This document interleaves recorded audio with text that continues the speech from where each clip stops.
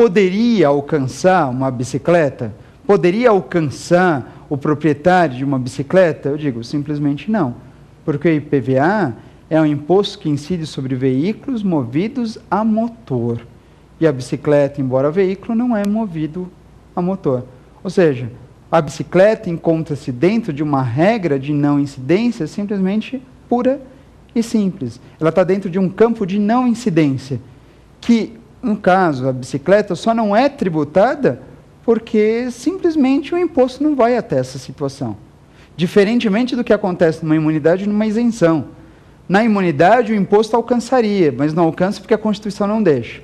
Na isenção, o tributo, o imposto alcançaria, só não alcança porque a lei não deixa.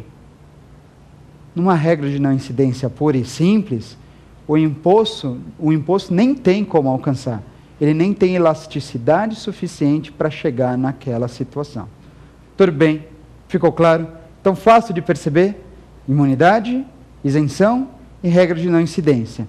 Todas são regras de não incidência. A imunidade é uma regra de não incidência definida pela Constituição, a isenção, uma regra de não incidência definida por lei, e temos as regras de não incidência pura e simples, que são aquelas situações que estão fora do campo de alcance de um imposto, de uma taxa ou de uma contribuição.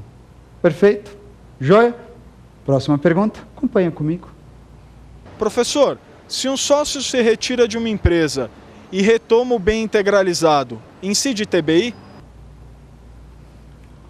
Outra pergunta extremamente específica, essa eu devo reconhecer, mas das mais interessantes. Porque, olha só, essa pergunta faz referência a algo que eu comentei com vocês no tema do dia, no nosso primeiro bloco, que há pouco vocês acompanharam. Questão simples.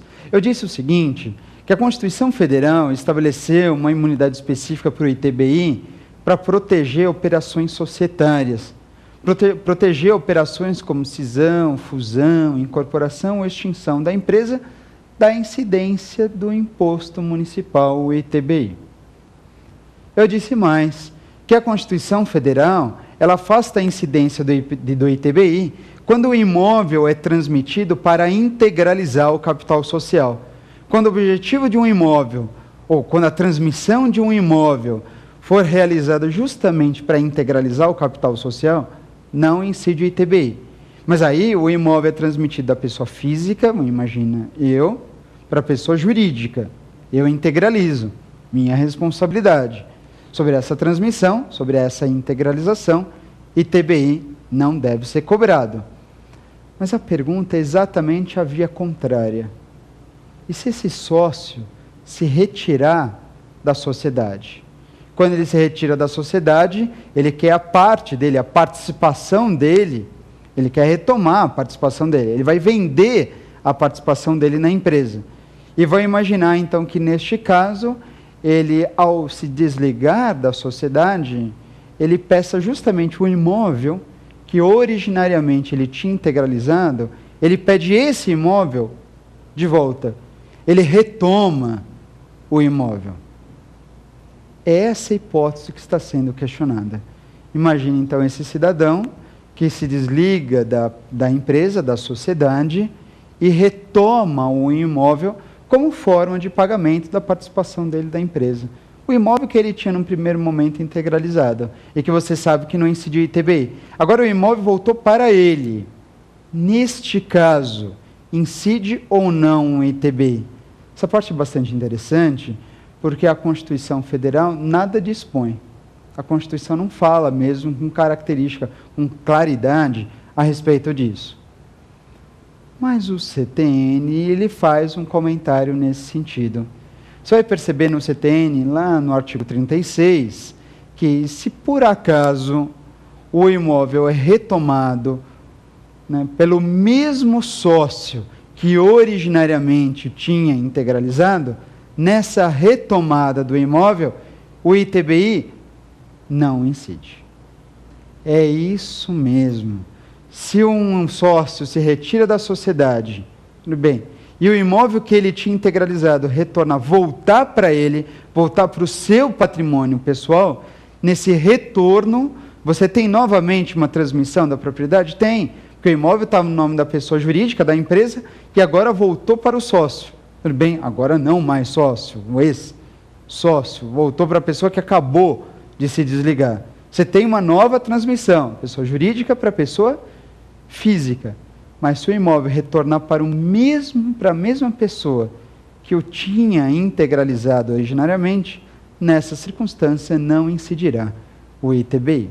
Tudo bem, em razão da disposição do Código Tributário Nacional. Ficou claro?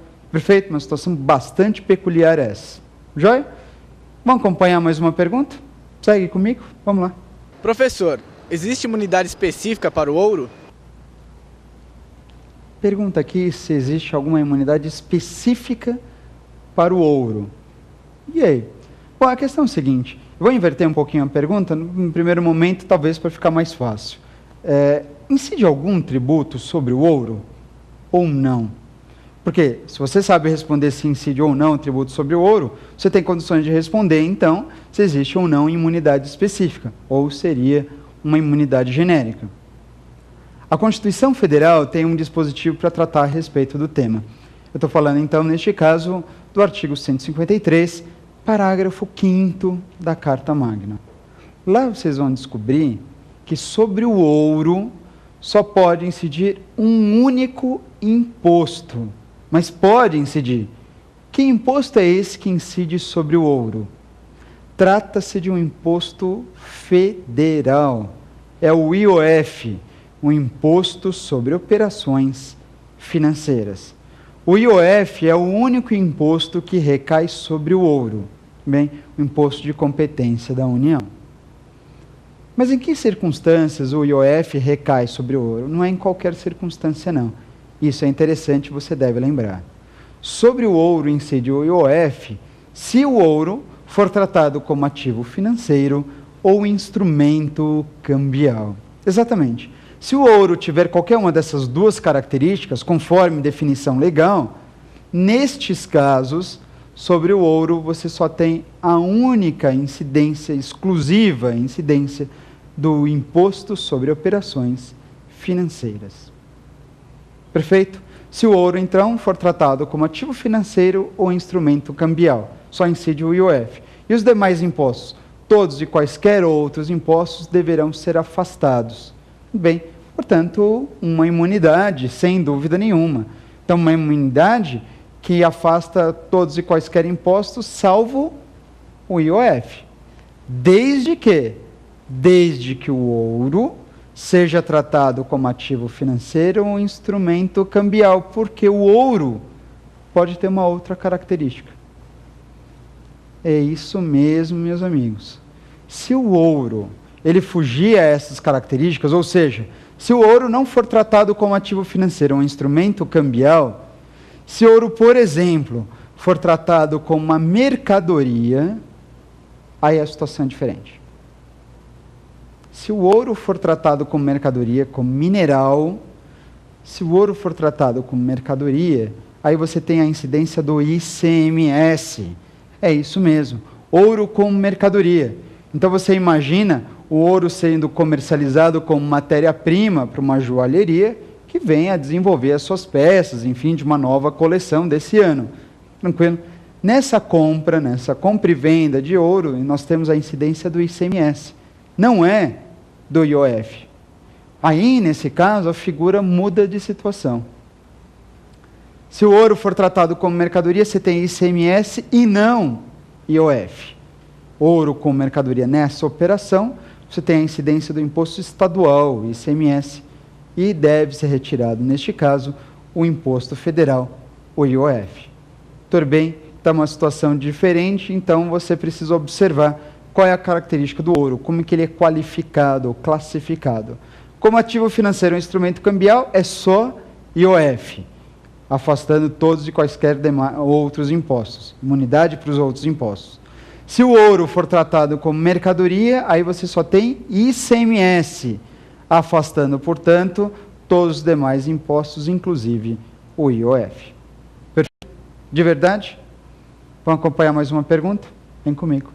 Professor, na fabricação de combustíveis, quais impostos podem incidir?